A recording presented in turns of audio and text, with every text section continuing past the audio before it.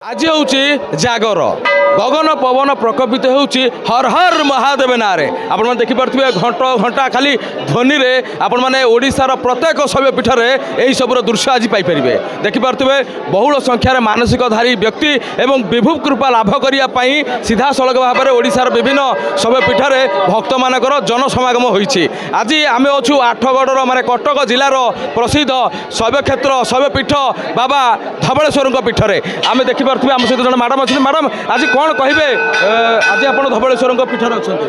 हाँ भल लगे खुशी आज जागरटा। तेज धबलेश्वर महिमा विषय कौन जानी? हाँ धबलेश्वर तो समस्त मन से गोटे कथा प्रभु बाबा धबलेश्वर पीठ को आसीगले बहुत लोकर मनस्कामना पूर्ण होता है जमीक आप शुणुते आ पूर्वर पंडित महोदय जन जमी कहते तेज आम जा भीतर पार्श्वर स्थिति को परखी नवा। तेज कटकर आठगढ़ प्रतिनिधि प्रकाश साहू सहित सतोष स्वाईंकर आज स्पेशल रिपोर्ट आपण मैंने देखिपे बाबा धबलेश्वर पीठ में लोक मानकर नाही नथिबा उत्साह एवं भिड़ केवल मानसिकधारी भक्त नहांती अच्छा समाजर मंगल करने बहुत व्यक्तिविशेष जो मैंने कि भगवान पाखरे निजक समर्पित करने सहित सीधा सड़क भाव में भगवान दर्शन पाई आज ये पवित्र जागर रे आज ये पवित्र जागर रे भगवान निकट निजक हजई देवाई समर्पित करने आज यही भिड़ जापे एक जन मैडम अच्छे। मैडम प्रभु दर्शन करा कौन कहे? देखिपे जेहेतु भिड़ लगी लाइन लगी भर मैडम कौन कहना चाहिए? बहुत खुशी लगुच आसिक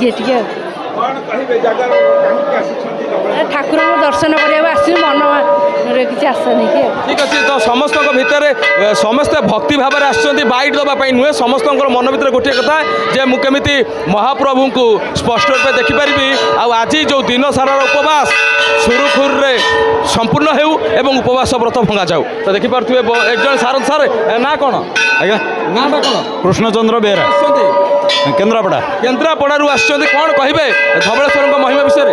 कौन कहू महिमा ठाकुर महिमा विषय आम कौन कहूँ जीवु आम आसु दर्शन करके आमर पुण्य अर्जन कर ना भल सब चली भल काम। तो देखिपे लोक मानकर जो उत्साह अच्छी जिते बड़े लोक मैंने आसुँच प्रथम घंट घंटा उपर प्रथम नजर भगवान को टिके जन दौरान आम आसीगलु प्रेजेंट पकईबार यहाँ हूँ तरीका आपटे वृषभ आपटे देखिए वृषभ महाराज अच्छा स्वयं सामने आईठू ही श्री श्री श्री धबलेश्वर पाखक जावाई मुख्य गर्भ दुआर सामने आम अच्छू आप देखिपे जेहेतु फाटक पड़ जाइए तथापि भी तो एपटे होती कला बलद आएपटे होती धड़ा बलद कला एवं धड़ा जो गोटे कहानी अच्छी आप जानते कहीं बाबा ना धबलेश्वर। तेज देखिपे लोक मानकर लाइन लगी लाइन रे शताधिक भक्त माने हजार हजार संख्यार लक्षाधिक संख्यार आज जनसमागम होती आज ये लाइन समेत जाऊँच निजर मानसिक पूरण करने विभु कृपा लाभ करने प्रशासन तरफ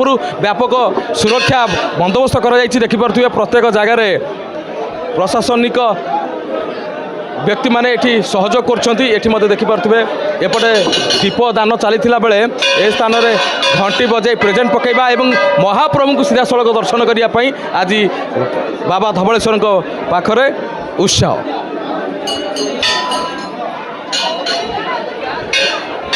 तेबे कटक आठगढ़ बाबा धबलेश्वर पीठरू प्रकाश चंद्र साहू सहित सतोष स्वाई बड़ खबर डिजिटाल।